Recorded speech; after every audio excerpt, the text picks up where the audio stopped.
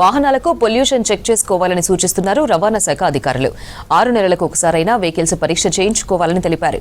గతంలో వెహికల్స్ నుంచి పొగ ఎక్కువగా వస్తే చెక్ చేయించుకునేవారు. కానీ ఇప్పుడు పరిస్థితి పూర్తిగా మారిపోయింది. 15 ఏళ్లు దాటిన వెహికల్స్ ను పొల్యూషన్ చెక్ చేసుకోవడం లేదంటున్నారు అధికారులు.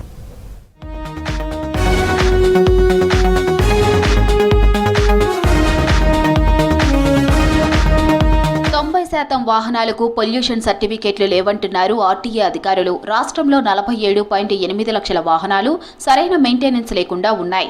భారత్ను 2070 వరకు జీరో ఎమిషన్ గా మార్చాలని ప్రయత్నాలు చేస్తుంది ప్రభుత్వం. అయితే నగరవాసులు మాత్రం వాహనాలకు పొల్యూషన్ చెక్ చేసుకోకుండా ఉపయోగిస్తున్నారని తెలిపారు అధికారులు. నివాస ప్రాంతాల్లో కూడా రాత్రిపూట కూడా ఈ మధ్యకాలంలో పొగలు, ఈ వాయు కాలుష్యం రిలేటెడ్ ఆస్పెక్ట్స్ మనం చూస్తున్నాం. తెలంగాణ కాలుష్య నియంత్రణ మండలి national ambient air quality monitoring చేస్తూ 40 ప్లేసుల్లో రాష్ట్ర వ్యాప్తంగా ఎయిర్ క్వాలిటీ మానిటరింగ్ చేస్తోంది. దానికి తోడు ఒక 14 ప్లేసుల్లో continuous ambient air quality monitoring చేస్తాం. అంటే ఎప్పటికప్పుడు ఆ ప్రాంతంలో ఎయిర్ కాలుష్యం ఎలా ఉంది అని లెక్క కట్టి మనకి ఇస్తుంది.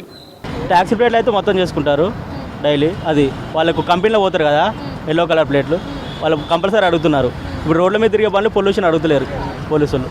వాళ్ళ ఆర్టీఆర్స్లకు ఉన్నప్పుడే, అవసరం ఉన్నప్పుడే తీసుకొని పోతున్నారు. నాన్ పొల్యూటెడ్ వెహికల్ అని చెప్తున్నారు. వాళ్ళు ఆర్టీఆర్స్కి వచ్చినప్పుడు మాత్రం చేసుకుంటున్నారు. ఆర్టీఆర్స్ వాళ్ళు చేసుకోమని. పొల్యూషన్ సర్టిఫికేట్ లేకుండానే వాహనాలు ఉపయోగిస్తున్నారని తెలిపారు ఆర్టీఏ సిబ్బంది. చెక్ చేయించుకునే వాహనాల సంఖ్య తగ్గిందన్నారు.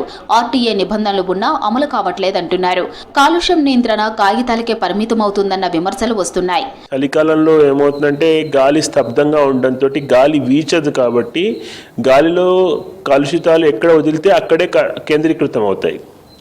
కలుషితాలు వదలబడడం అనేది వాహనాల్లోంచి వస్తుంది. వాహనాలు ట్రాఫిక్ జామ్ అయిన చోటల్లో కూడా ఐడ్లింగ్ అంటారు. అంటే వాహనం ముందుకు వెళ్ళదు కానీ ఇంజిన్ ఆన్ అయి ఉంటుంది. అలాంటి సమయంలో టెయిల్ పైప్లోంచి, సైలెన్సర్లోంచి మనకి పొగ వస్తూనే ఉంటుంది కంటిన్యూస్గా. ఆ వచ్చిన పొగ అక్కడి నుంచి గాలి వీచకపోవడంతో అక్కడే కేంద్రీకృతమై ఉంటుంది. ఆ ప్రాంతంలో ఎవరుంటే వాళ్ళందరికీ కూడా కలుషిత వాయు ప్రభావం వాళ్ళ మీద పడుతుంది. Sameer app central pollution control board వాళ్ళు తయారు చేసిన యాప్ కాబట్టి దేశవ్యాప్తంగా ఉండే ప్రామాణికమైన మనకి సమాచారం దాంట్లో చేరుతుంది. నివాస ప్రాంతాల్లో ఉండే వాళ్ళు ఎవరికి వాళ్ళు వాయు కాలుష్యాన్ని కట్టడి చేయడానికి పర్సనల్ లెవెల్లో కూడా లేదా నివాస ప్రాంతం కమ్యూనిటీ లెవెల్లో కూడా ఎయిర్ క్వాలిటీని టెస్ట్ చేయడానికి వాళ్ళు సెన్సార్ బేస్డ్ ఎక్విప్మెంట్ వస్తుంది.